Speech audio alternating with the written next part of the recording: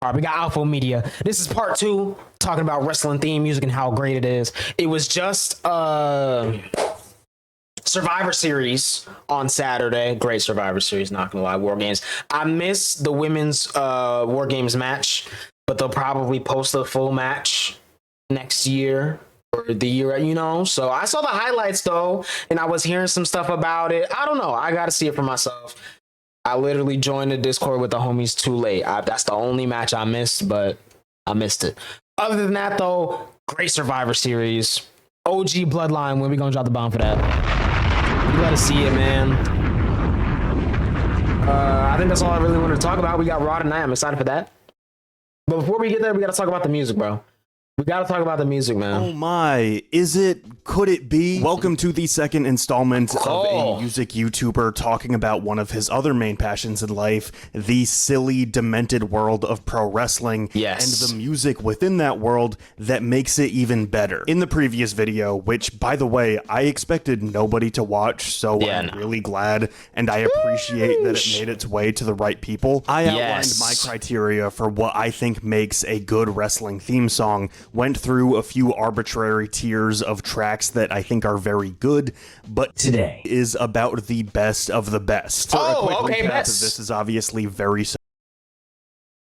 Look at my eyes, what do you see? Objective. Everybody's feelings are going to depend personality. On how much they like so-and-so character. It might even depend on how the song came into existence, whether or not it was a good old Jimmy Johnston original to begin with. But I personally am most enamored with songs that fit their respective character, whether or not the song is enjoyable to listen to within the world of pro wrestling, and can it break that barrier and become listenable and enjoyable to listen to, maybe for even quote-unquote normal people outside the world of pro wrestling. One thing that I discussed it's so funny because like I didn't grow up watching wrestling. I wasn't into it until about going on 2 years ago now.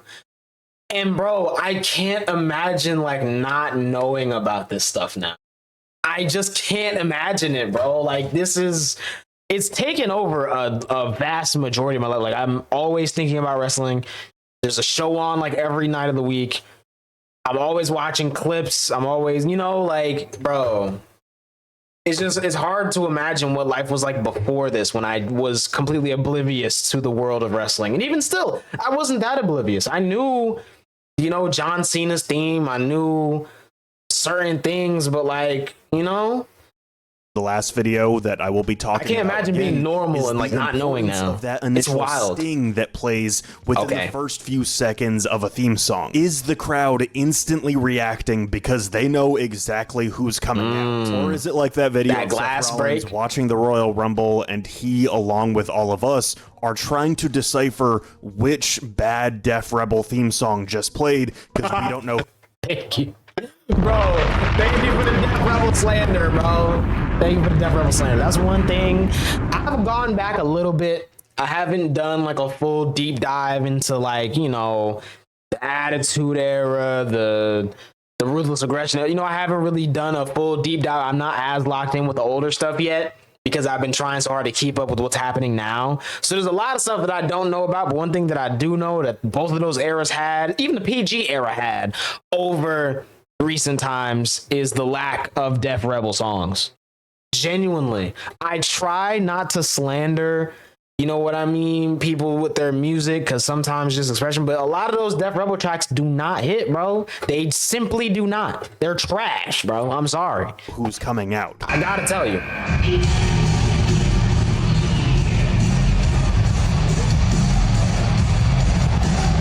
Maps boy's got his own ringtone. Like, it's to the point now where I just now, like, okay, like I said, I kind of got into wrestling about 2 years ago. I feel like I just this year, like early this year, started to actually know most people's names. There's still a couple people on the roster that I got to look at and then think about it before I know their name. But for the most part, I know people's names, right? The themes, on the other hand, half the time, even now, I'm still trying to figure out who's who when the music hits. And then I see them and I'm like, oh yeah, that's so-and-so's theme. You know, it's the Def Rebel tracks, bro. There's a lot of the older ones, instantly know it's that one thing. It's whatever the case may be. But some of those Def Rebel themes, I don't be knowing who's who because they be sounding the same. It's the same song for half the roster, bro. Like, come on, what are we doing, bro? In my extremely humble opinion, Adam Cole's AEW theme, All About the, produced by Mikey Ruckus, has one of the best opening stings ever. Some people, rightfully so, had questions about me only including WWE themes in the last video. That's fair. I will give you an explanation. I think, honestly, bro, as someone who watches WWE, all their shows, TNA, AEW, Stardom, you know what I mean, bro? It's hard to talk about every promotion, bro. And that's not even everyone. That's just some of the big ones. Not even all the big ones. That's some of the big ones. You feel me? Ring of Honor, I forgot. Like, you know, there's so many, bro. It's hard to keep up. So I feel like we can't really be blaming people if they only, like, even, you know, viewers, we can't even be mad at people if they're like only super locked in with WWE because there's just so much going on. Like I said, there's a wrestling show on every night of the week, bro. Every night of the week. Like, you can't keep up with all that. We all got lives to live. You feel me? So, like, I feel him though, and it's a good thing he's gonna cover other stuff. But like, I feel like that ain't even that crazy, bro. Of my timeline as a wrestling fan, I began watching Friday Night SmackDown when my parents weren't looking, around 2003, 2004. I was a fan going forward pretty consistently, watching the weekly shows, playing the video games each year. I went to my first house show in 2006. This card I still haven't been to any. Hold on. Okay. Ooh. Hold on. This is a good call. Hold on a minute. Okay, Braun Penny's tag team. Oh, man. Oh, man. The Vince era. And that's part of the reason, too, why I haven't really gone back to too much stuff. Because, like, the Vince era is just crazy. Like, I feel like we just got out of the Vince era with the War Raiders getting their name changed to the War Raiders. You know, like that was kind of like the nail in the coffin of the Vince era. And, you know, I like that. I don't really want to go back too much. I already know too much. I've already seen too much. It's just there's certain people's legacies that I feel like I don't fully understand because I wasn't locked in with it. But like, I'm avoiding it, bro. I don't want to see that, man. I don't. Reasons. And eventually I started losing interest around 2010. During those years in high school of me pretending like... Oh, man. So that means... Oh, that 2011 CM Punk run. Stopped enjoying this stuff. I knew deep down that I always still loved it, but it wasn't until the beginning of like 2022 that I returned to obsessing over this deranged world. I give you this context because now I watch Raw and SmackDown whenever I can. I'm always watching old stuff from before my original time of watching wrestling. I'm rewatching stuff that I watched as a kid because I was probably too focused on Melina or too scared of the boogeyman to pay attention to what was going on. I have the years that I missed after I stopped watching. I honestly do wish that I watched it as a kid, though, bro. I feel like I would have been so locked in and I'd have a better understanding. Like, I feel like I just started understanding kayfabe like 6 months ago. Not really, but like, you know, I feel like a lot of it I started getting. I'm able to predict stuff now. I'm able to see where storylines are going, pick up on certain little details because, again, this is the Triple H era. Long time storytelling, you feel me? Like, a lot of stuff like that, like, I wish I was locked in with this early, you know? I would have had a much greater appreciation for it. Or even locked in with, like, theater, because at the end of the day, this is basically, like, theater kids that are just Aki. You know what I mean? Doing their thing. So, like, I feel like even if I had an understanding of that, I would have been able to appreciate wrestling more early on. That includes all the NXT Black and Gold stuff. I love watching Dark Side of the Ring, random documentaries. I haven't watched Dark Side of the Ring yet. I gotta watch that. And so on. And that's a lot of stuff. It's not for weird loyalty, tribal reasons that I only really keep up with WWE on a weekly basis and not. And WWE has the most going on, I feel like. Like AEW, think about it, bro. It just turned 5. It just turned 5. They got 3 shows on every week. I feel like they still call them pay-per-views. They got a pay-per-view every other week, it feels like. And if not every other week, at least once a month at the very least, you know?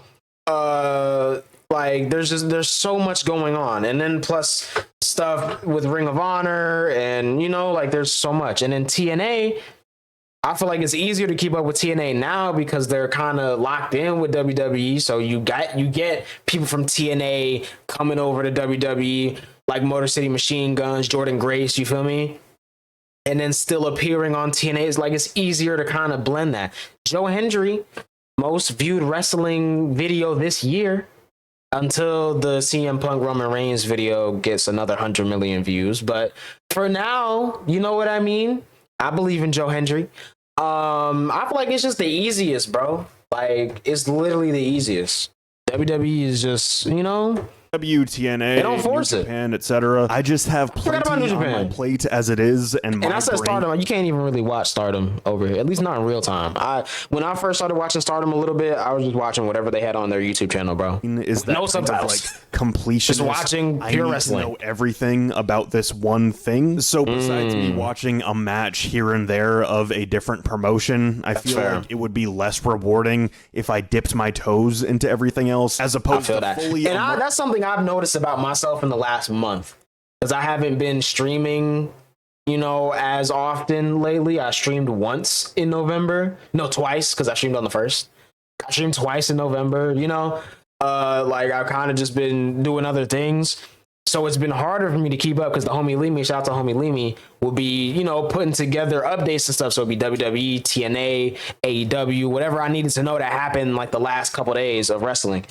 Since that stopped and I've kind of just been keeping up on my own, I find that like I just kind of, you know, every now and then I want to see what Anna Jay's up to since she just got back from Japan. You know, Jamie Hayter, I haven't even really locked in with that since she returned.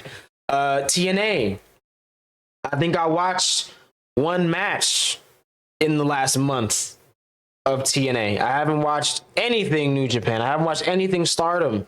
I just haven't been as locked in with those promotions. But like I said, or like he said, you know, every now and then it's worth just peeping a little match, see what the vibe is. But like, you can't, I feel like unless you're literally working in the wrestling world, or you are a wrestler yourself, or your job revolves around wrestling, whether it's sports commentary, something like, you just cannot keep up with all of it. You can't, bro. It's impossible unless you don't talk about or care about anything else. If I wasn't such a music nerd, such a fashion nerd, such a car nerd, and I only cared about wrestling, maybe I'd be able to do that. But like, I just be wanting to watch other stuff. I've been wanting to talk about other stuff, you know? Myself on top of like living life. The Big Dub, the Fed, etc. Long sidebar out of the way, regardless of the fact that I don't really watch AEW, whenever I need to really feel something, I throw on Adam Cole's debut at All Out, because it is just that good. That initial sting of hooks you in and immediately gets you on your feet like few theme songs ever have. It's anthemic, some might even say electrifying, and that diet kind of Rage Against the Machine vibe, similar to what Jericho had for so long, works really well for pro wrestling. However, I only have it as an honorable mention because besides that initial sting, when you're listening to the rest of the song on its own, it doesn't really have that much to offer. I would be remiss if I did not mention the most over theme song of 2024, I Believe in Joe Hendry, by Mr. Joseph Hendricks. Joe Hendry. It is probably recency bias that it made it on a best of all time list. It has many things going for it. First and foremost, it's catchy as hell. You're going to listen to it once and it's going to be in your head for the rest of the week. Second, it utilizes that thing of the wrestler saying something as the opening sting, and it did that before Def Rebel kind of go. Yes, boy. It's Tiffy time. New catch. A storm. Third, the say his name and he appears bit goes along with his gimmick of him appearing when you say his name, and it's kind of a double entendre because it's his entrance theme, and so he says say his name and he appears, but then he appears. Fourth, Joe Hendry understands that the double clap is one of the most addictive motifs in music history. It is. Fifth, we've all seen the memes of like, growing up, we all thought that wrestlers made their own theme songs. It's crazy that it wasn't the Big Show saying, but here, the guy actually made his own theme song from scratch. P.S. He's done this a lot, and I really like one he did on the Indies set to Livin' on a Prayer that dissed my childhood hero, Scotty 2 Hotty.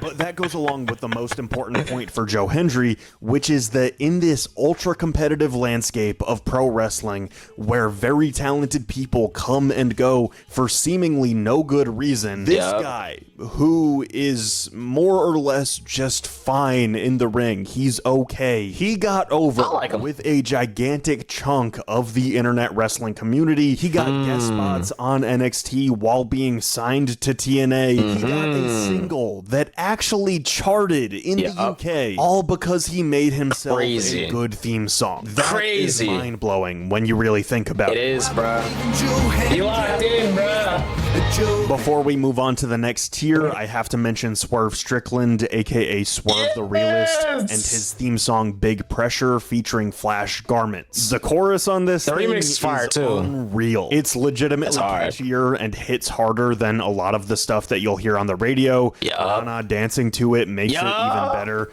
Fun fact, in my indoor soccer league, that was actually my goal celebration for a while. Nice.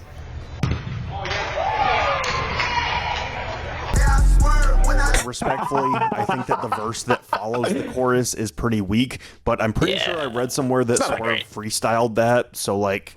I thought it's pretty valid. A-tier themes, okay.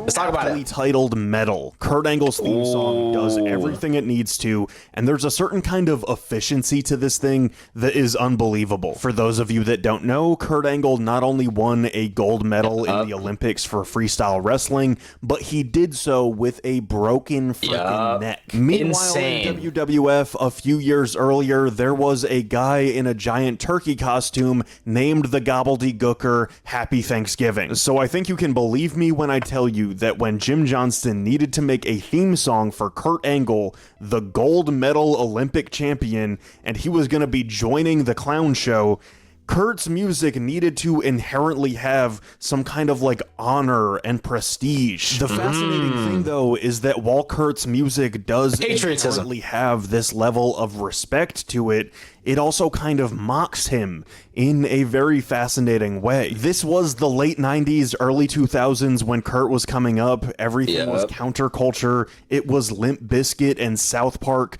So when you have this guy that is like the straight-laced vanilla American hero in a USA singlet, and he's like, I drink milk and I won a gold medal. Isn't that impressive? Everybody was gonna boo that guy. When cynicism and defiance is the norm, this guy that is walking down to this like triumphant orchestral march, that guy is gonna look like a goober. And soon enough, people started chanting, "You suck."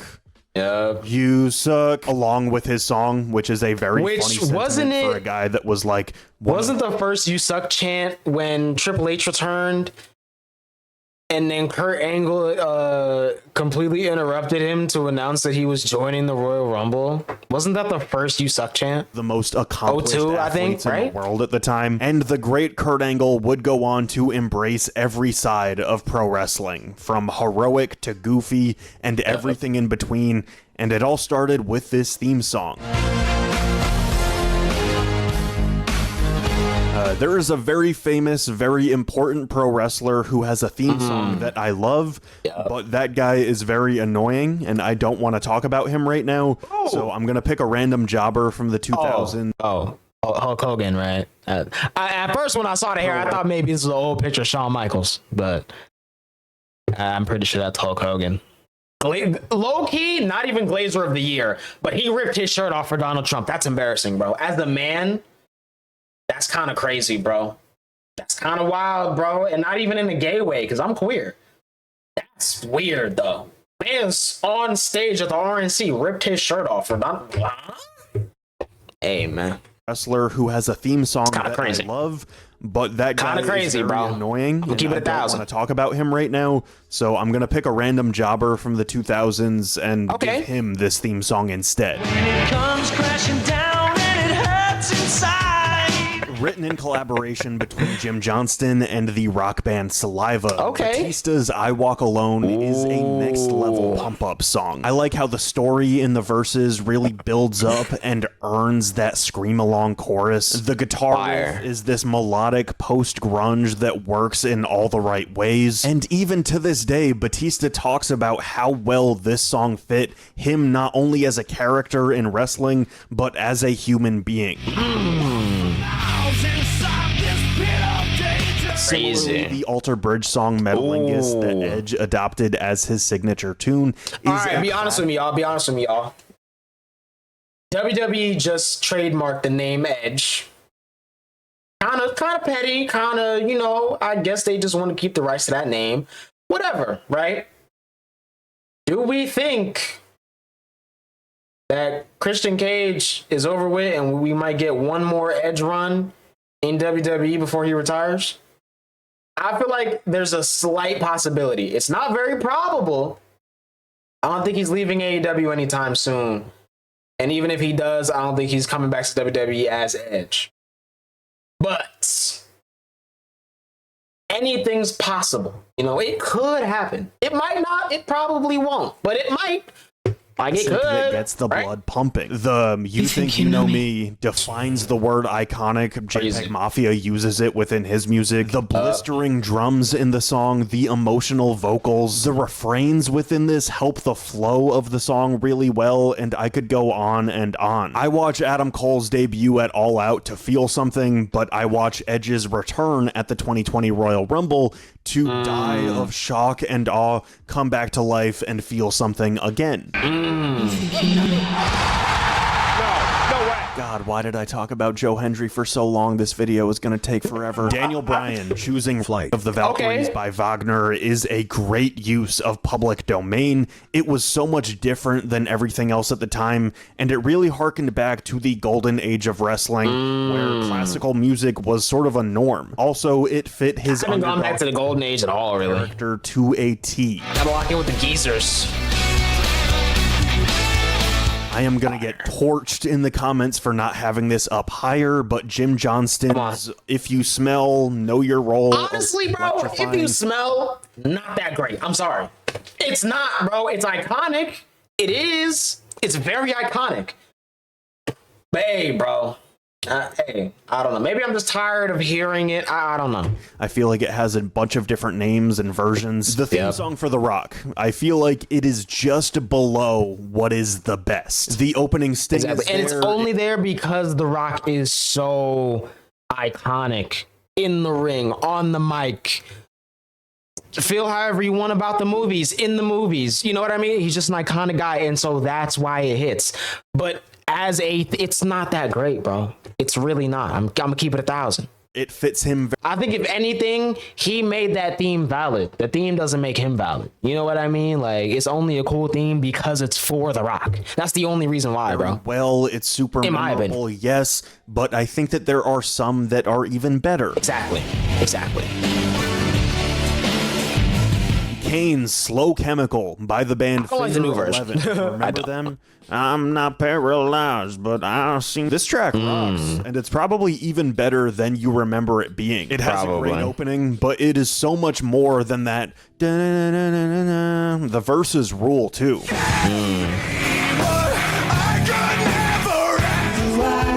Crazy. Okay, personal favorites. I know my favorites by now. I love Shawn Michaels and Sexy. Yeah. Written by the GOAT Jim Johnston, but more importantly, performed by Shawn Michaels. It is so funny that this guy, this cocky, arrogant jerk, sang his own theme song saying, I think I'm cute, I know I'm sexy. Without tooting his horn too much, I think that there's something WHBK, transcendent about a guy being the best. Literally. Being loved and hated by just about everybody, like at the same time. Coming out to a theme song like this and still having most everybody on his side. Crazy. The only really Jim Johnson song left on my list is CFO's doing Shinsuke Nakamura's The Rising Sun. There are many beloved theme songs. No! For the third time, United States champion, bro. He's him. Don't play with Shinsuke, man. In modern Don't play with him, bro. WWE, He's on that BT. can be sung by saying, "Oh, oh, oh." Becky Lynch, Sami Zayn, Seth Rollins, just to name a few. Yep. This one is by far the best. If Adam Cole's debut at All Out makes me feel something, and Edge's return at Royal Rumble 2020 makes me die and come back to life and feel something again, Shinsuke Nakamura's debut on SmackDown with Lee England Jr. playing violin live, it makes me feel like the Galaxy Brain me. Honestly, I need one thing as a rap fan. I need Shinsuke WrestleMania entrance with Lil Uzi. I need the Lil Uzi version, bro. I need it. Honestly, I'm mad it didn't happen this year because WrestleMania was in Philly, bro. It was in Philly. It should have been this year, bro. But was Shinsuke on the card?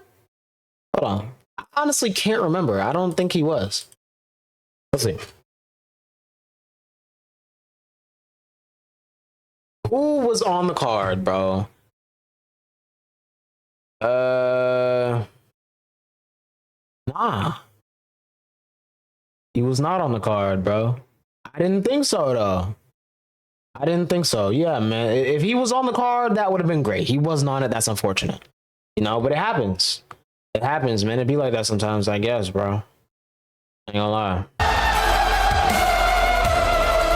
Need that though. I can already see the comments saying that I am overrating this one, but I am a Randy Orton voices guy and not really a burn in my leg guy. Wait. Voices is great. But hold on, bro. Put some respect on Burn in My Life. Saying that I am overrating this one, but I am a Randy Orton voices guy. I love that theme. Not really a burn in my light guy. Awesome. Written by Jimmy Johns and performed by Rev Theory. This one rides the line between like a caricature of the Joker type song and a full-on rock anthem flawlessly. I'm really glad that the song has been getting its flowers at live shows and whatnot. And I wouldn't want to see him doing his pose up on the turnbuckle with anything else playing in the background. Understandable. It's understandable.